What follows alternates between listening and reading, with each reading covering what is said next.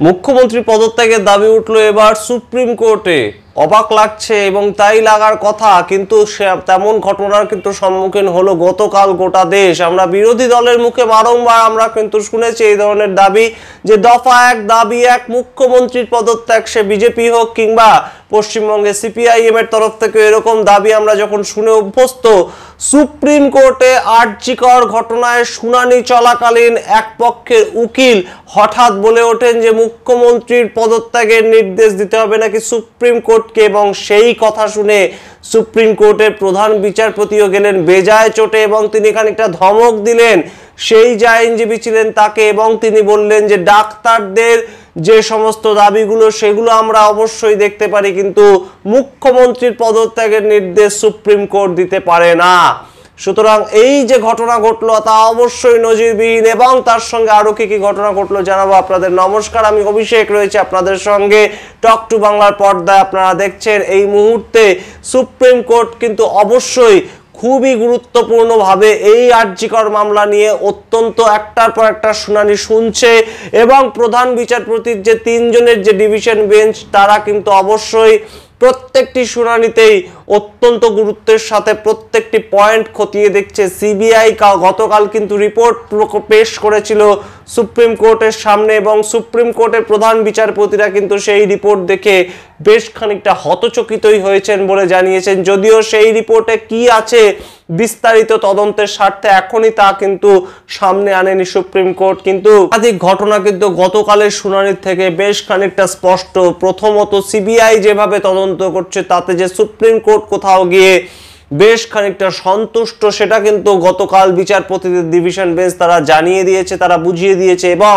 CBI এর যে বেশ খানিকটা সময় লাগবে সেটাও বুঝিয়ে দিতে কিন্তু কোথাও পিছিয়ে থাকেনি সুপ্রিম কোর্টের প্রধান বিচারপতির ডিভিশন বেঞ্চ। এবং তার সঙ্গে ডিওয়াই চন্দ্রচূড় কিন্তু একাধিকবার বিভিন্ন জায়গায় রাজ্যের যে আইনজীবী ছিলেন কপিল সিব্বাল এবং তার টিম তাদেরকে বিভিন্ন প্রশ্নের সম্মুখীন ফেলেন, এবং সেই সম্মুখীন হয়ে কিন্তু কপিল সিব্বাল বিভিন্ন দাবি করেন। তার মধ্যে প্রধান দাবি কিন্তু ছিল সুপ্রিম কোর্ট যে লাইভ স্ট্রিমিং করে প্রত্যেকটি শুনানির ক্ষেত্রে, সেই শুনানির লাইভ স্ট্রিমিং বন্ধ করতে হবে। তার কারণ কপিল সিব্বালের টিমে যে সমস্ত মহিলা আইনজীবীরা রয়েছেন তারা কোথাও গিয়ে এই মুহূর্তে এই আইনজীবী হিসাবে লড়াই করার ক্ষেত্রে কিন্তু তারা নাকি হুমকি পাচ্ছেন কোর্টের বাইরে, এবং সেই কারণ দেখিয়ে কপিল সিব্বাল বলেন যে এই মামলা যেভাবে লাইভ স্ট্রিম করানো হচ্ছে এবং সাধারণ মানুষ সেটা দেখছেন, সেই ক্ষেত্রে রাজ্যের তরফে যারা আইনজীবী তাদের কোথাও গিয়ে নিরাপত্তাহীনতার একটা জায়গা তৈরি হচ্ছে, এবং তাই জন্য লাইভ স্ট্রিমিং বন্ধ করার একটা অনুরোধ কিন্তু সুপ্রিম কোর্টের কাছে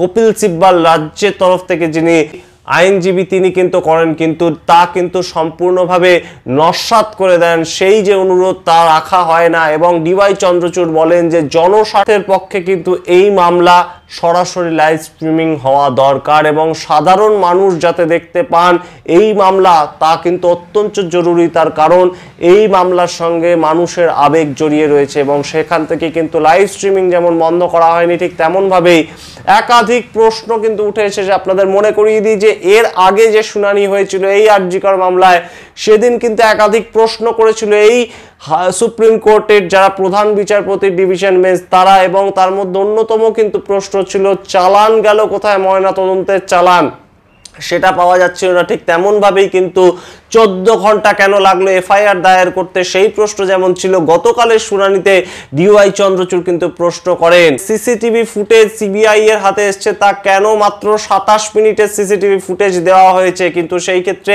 রাজ্যের তরফে কপিল সিব্বাল যিনি আইনজীবী ছিলেন তিনি কিন্তু বলেন যে সামগ্রিক সিসিটিভি ফুটেজ সিবিআই এর হাতে কিন্তু দেওয়া হয়েছে।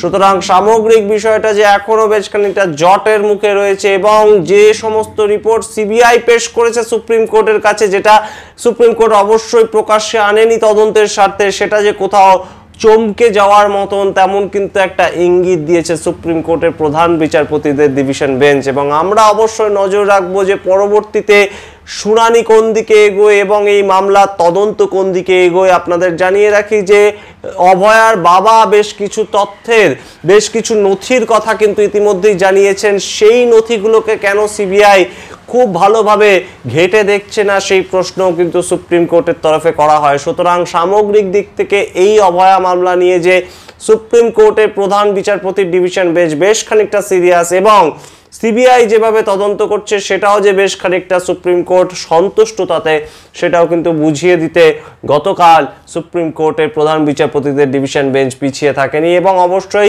সিবিআই এর তদন্ত যাতে সঠিকভাবে হয় সেই দিকে তাকিয়ে আপনি আমি সবাই এবং অবশ্যই সারা ভারতবর্ষের মানুষ, সারা কলকাতার মানুষ, যে সমস্ত জুনিয়র ডাক্তাররা এতদিন ধরে এখনো পর্যন্ত স্বাস্থ্য ভবনের সামনে বসে আছে তারাও, আমরা অবশ্যই নজর রাখবো পরবর্তী শুনানিতে কি হয় এবং সেই খবর জানাবো আপনাদের। কিন্তু যে খবর দিয়ে শুরু করেছিলাম আরও একবার মনে করিয়ে দিই, সুপ্রিম কোর্টের মতন জায়গায় এই গুরুত্বপূর্ণ মামলায় নাকি এবার দাবি উঠল মুখ্যমন্ত্রী পদত্যাগের নির্দেশ দিতে হবে সুপ্রিম কোর্টকে।